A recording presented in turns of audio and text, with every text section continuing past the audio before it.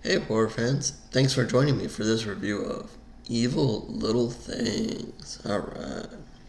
So, as usual, cast and crew information down below, along with the plot, but I'm going to go ahead and read that. It's a little bit long here, but hang with me and then we'll dive into this movie. A young boy finds a mystical toy maker with stories to tell. The first is of a leprechaun seeking revenge on a defenseless family. The second is of a doll who works evil on her fragile owner. The toy maker gives the boy a clown named Giggles. Clowns are supposed to be the guardians of happiness, right? These evil little things will cause you many sleepless nights. Alright. So, that's a rough recap there of this. I'm going to call it a short anthology.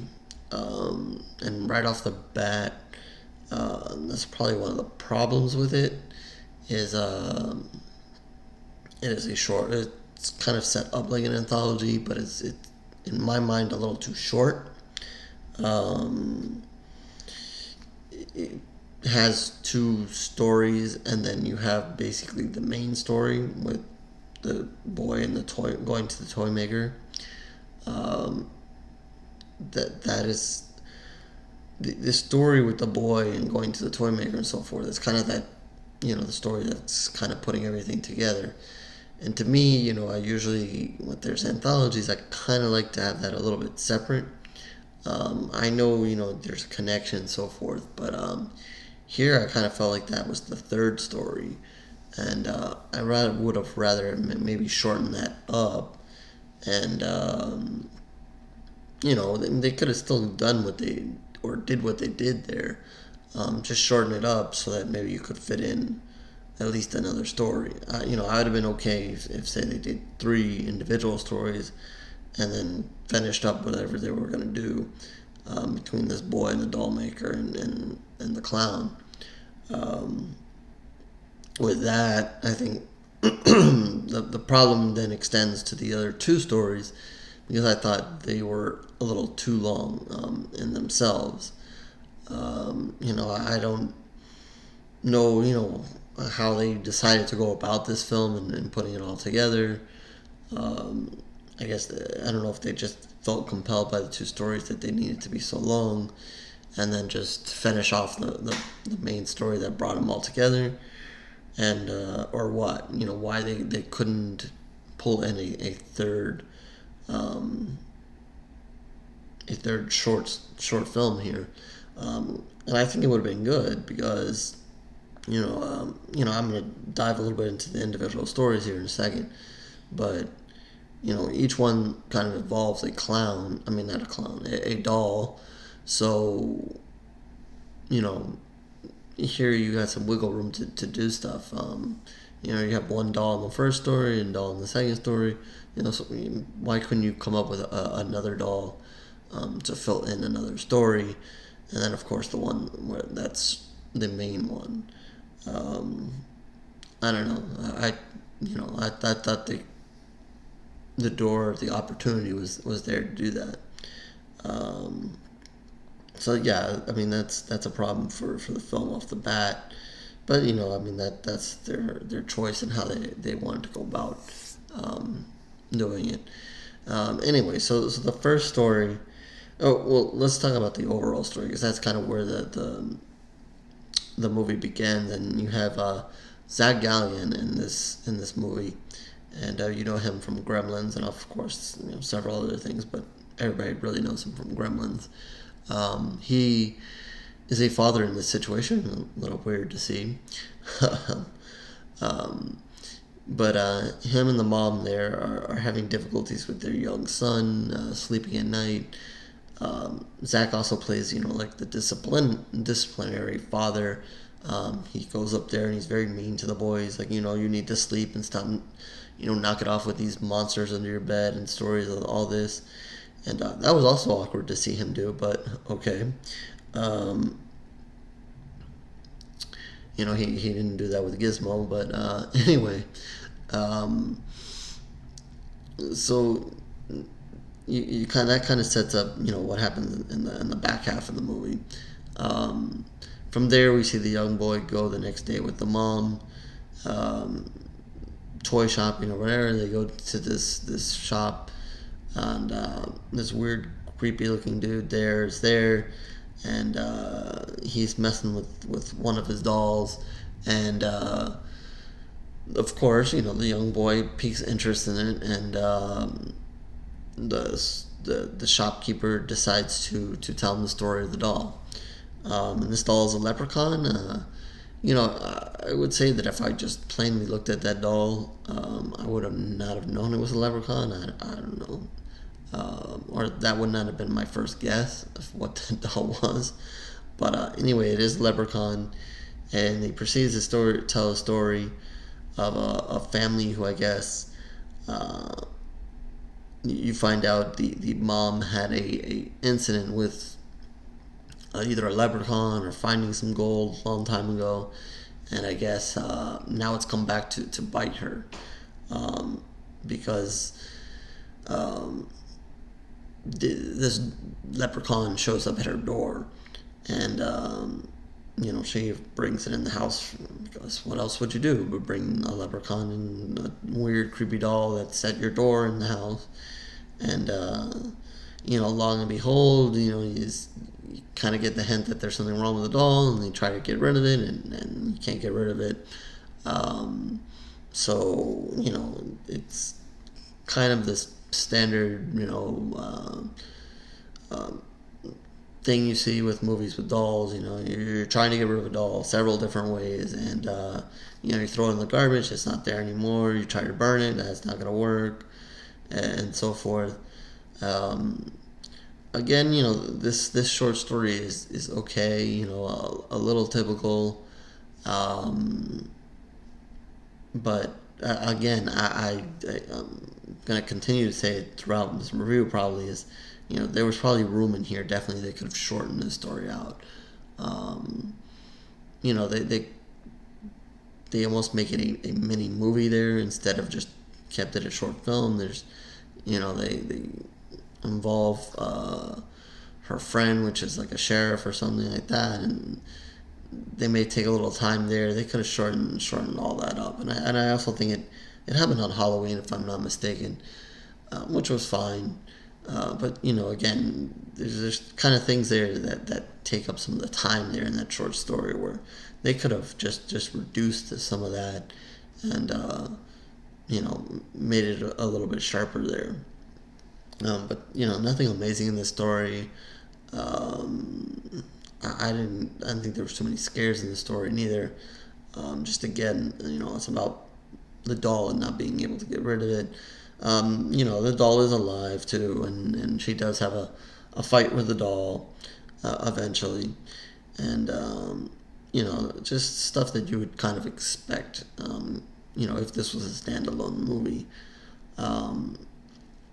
I don't want to give it away, but probably the best thing is that happens, or one of the best things that happens in this film is the way it ends. I'm not gonna say it. I'll leave that for you guys. But I would say just the way this short short film kind of concluded was a good explanation point on top of it. But yeah, it was very, very typical, I would say, overall. But the ending with the way it left off was fun. Let's see. The second story here is a little weirder. Maybe they tried to put a little bit more originality into this one. I'll just say it right off the bat again with this one. And I think I said it at the top. This one could have been shortened up a little bit, and then, I think you get the point there, but, they kind of drag on the point a little longer than they needed to. And here you have a young woman who, I guess, something's happened to her at some time. And kind of like, let's say you had a doll, and its face got messed up or so forth. and you try to fix it and you put it back together, and you get the hint that something happened to her, and she was kind of fixed. And then she has this doll, and I believe the doll's name was Patty. And she has several dolls, and you know, she fixes them up and so forth. But this one doll in particular, her name is Patty, and apparently Patty can talk. Patty's got powers. Patty's is pretty much alive, and her face is all messed up. And yeah, that is Patty behind me, as you can see. And Patty, I'm trying to talk here. So Patty keeps, you know, the girl wants to fix her face, but I guess Patty's reluctant to do that. And Patty's very possessive of this young woman. She wants all her time. She doesn't like when she's playing with the other dolls and so forth. She's just super possessive of this girl. But this girl has, you know, is a young girl, and she, you know, has her other interests. And she happens to like this guy. And she gets all dressed up, and she actually goes to a convention. So, you know, it's a little weird. She's dressed up almost like a doll herself. You know, there's a scene where she's in an elevator, and you know, at first it seemed like she was going to the hospital or in a hospital. It just, I don't know, when she gets in this elevator, I didn't get the impression that she was going to a convention. You know, then again, you know, if you have been to a convention, you know, there are other people there, because usually they're at hotels. I don't know, it was a weird scene where I didn't know where she was going, you know, all dressed up like that. And the doll has an interaction with somebody else in the elevator. You know, it's just kind of tipping your hand that, you know, this doll is going to do whatever it wants to do, regardless of what this girl is telling her. So she goes to the convention, never really gets into the convention scene. Instead, you get, I believe, 2 scenes of her going to, I guess, the lounge or bar or maybe a restaurant, whatever you want to call it, in the hotel, in the convention, and meeting this guy who she supposedly likes. And she brings the doll around with her. So, you know, from the guy's point of view, he's kind of like, you know, this is weird. You know, he understands, you know, she's doing her convention thing and so forth. And I believe he was also doing a convention thing as well. But he's, you know, more regularly dressed. He's not in a costume or anything crazy. So he's, you know, a little uncomfortable at the doll. Something happens there. The doll does something. The doll, again, you know, has kind of like powers or something. So even though you don't see stuff happening, like, it happens. Like, I think she like makes him bite his lip or something like that somehow, or he cuts his mouth or something like that.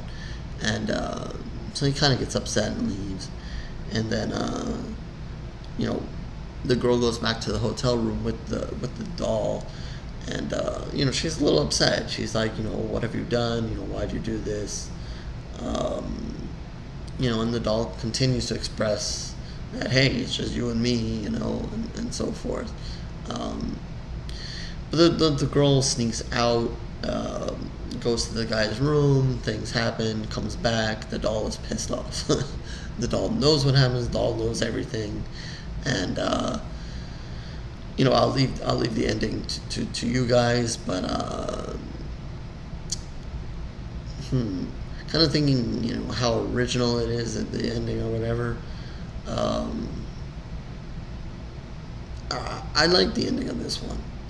You know, maybe I'm gonna say, you know, maybe the acting here was a little rough, and again, maybe this short was a little longer than it needed to be.